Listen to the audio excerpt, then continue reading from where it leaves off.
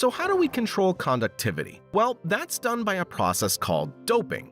One of the most fascinating aspects of semiconductors is that their conductivity can be modified through doping, which alters the carrier concentration and mobility by introducing impurity atoms.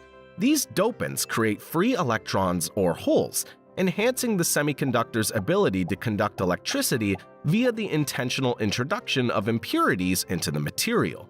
There are two main types of doped semiconductors. Number 1. N-type semiconductors. They are doped with elements like phosphorus or arsenic, which have extra electrons. These extra electrons move freely, making the material negatively charged. Number 2. P-type semiconductors. These are doped with elements like boron or gallium, which create holes or missing electrons. Electrons from nearby atoms jump into these holes, effectively creating positive charge carriers.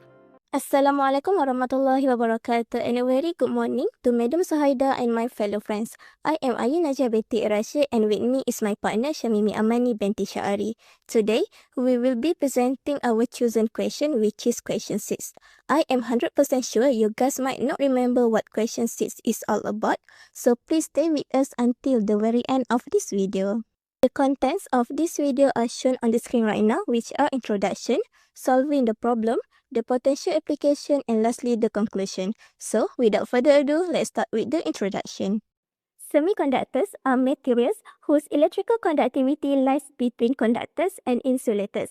Unlike conductors, which allow electricity to flow easily, and insulators, which strongly resist current flow, semiconductors exhibit controlled electrical conduction. This property makes semiconductors suitable for use in many electronic devices, such as diodes, transistors, and integrated circuit, or also known as IC.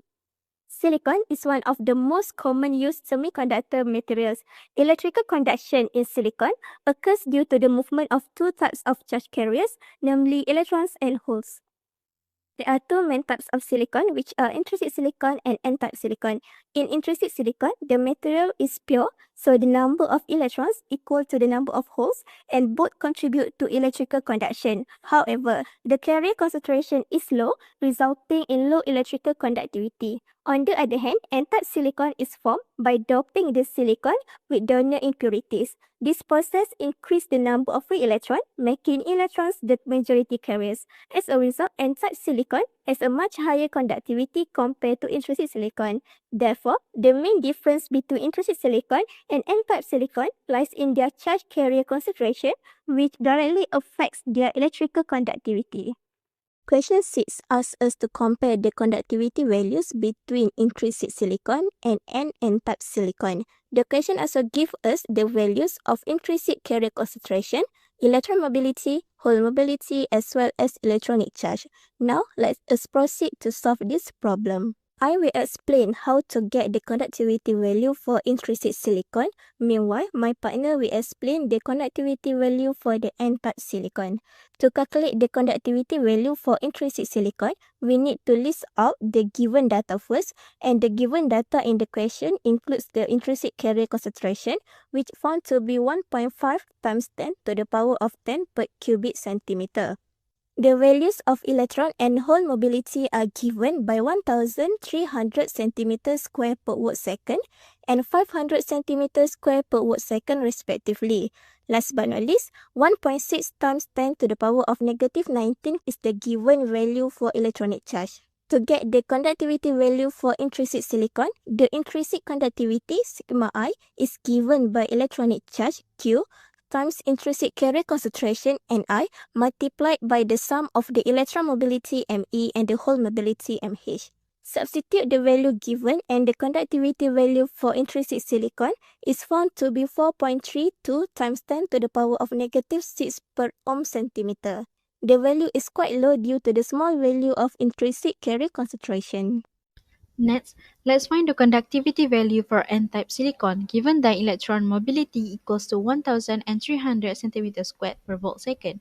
Electronic charge equals to 1.6 times 10 power of negative 19 coulomb, and assuming donor concentration equals to 10 power of 15 per cubic centimeter. To find the conductivity value for n-type silicon, we can use the formula, which is conductivity equals to electronic charge times Donor concentration times electron mobility, and with the given value, we substitute into the formula and then we get 0.208 per Siemens centimeter.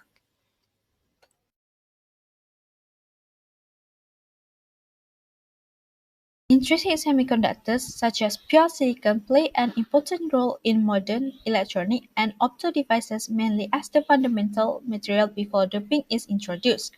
Firstly, intrinsic silicon is used as the base or substrate material in transistor fabrication. Although transistors require doped p-type and n-type regions to operate, they are initially fabricated on intrinsic silicon wafers because of their high purity and controlled electrical properties. This ensures reliable performance in microprocessors and logic circuits. Secondly, intrinsic semiconductors are important in diodes and high-frequency electronic devices. The low natural carrier concentrations allow better control of current flow, making them suitable for rectifiers and fast-switching applications. Next, intrinsic silicon is widely used in photodetectors. When light strikes the intrinsic semiconductor, electron-hole pairs are generated, producing an electrical signal. This principle is applied in light sensors, cameras, and optical communication systems. Lastly, intrinsic semiconductor layers are used in solar cells, particularly in PIN structures. The intrinsic layer improves light absorption and enhances charge carrier collection, leading to higher efficiency. N-type silicons play a critical role in modern electronics due to its high electron concentration and superior electrical conductivity. One of the most important applications of N-type silicon is in power electronics and high voltage devices such as power MOSFETs, IGBTs, and diodes. N-type silicon exhibit low on resistance and high switching efficiency. These properties make it ideal for applications in electric vehicles, power supplies, and industrial automation systems where efficiency and reliability are essential. Next, N-type silicon is fundamental to CMOS logic and advanced integrated circuits. In CMOS technology, N-type and P-type regions work together to form transistor, precisely control N-type doping, improve drive current, increases operating speed, and reduces power consumption. This is especially important in high-performance devices such as CPUs, GPUs, and mobile processors. In addition, N-type silicon is increasingly used in solar cells and photovoltaic systems. Compared to conventional P-type silicon, N-type wafers are less affected by light-induced degradation. As a result, they offer better long-term stability, high efficiency, and increased energy yield in solar power applications. Finally, N-type silicon is widely used in sensors, detectors, and MEMS devices including image sensors, photodetectors, and Hall effect sensors. Its low noise and stable electrical properties enhance sensitivity, measurement accuracy, making it highly suitable for optical and sensing technologies. To solve a conductivity problem, we first read the question carefully to identify what is being asked, then list all of the given data such as carrier concentration, mobility, and charge. Next, we choose the right formula for intrinsic and N-type silicon since both types use different formulas. After that, substitute the values into the formula and please make sure the units are consistent. After calculating the conductivity for both types, we compare the result to determine which one is higher, and finally, state the conclusion clearly, highlighting the type with the highest conductivity.